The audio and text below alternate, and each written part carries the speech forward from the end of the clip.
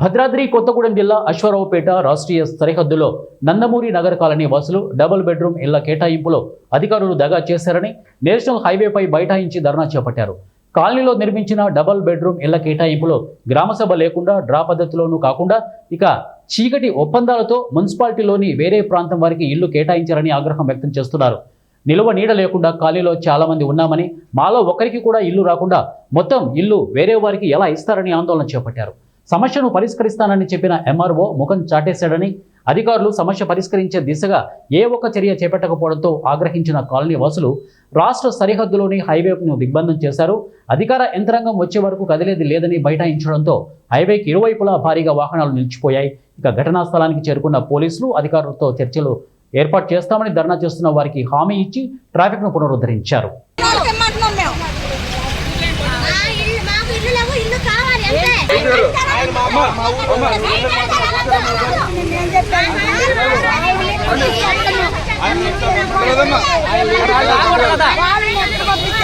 ఇదే double bedroom కాడ గొడవ అయితే 2 సంవత్సరాల క్రితం ఉన్న వాళ్ళకి ఇచ్చారని మేము గొడవ చేస్తే ఆగిపోయిన ఇల్లు మళ్ళీ ఏం చేశారు, ఇల్లు రాత్రి లంచాలే తీసుకున్నారు. అక్కడ ఇల్లు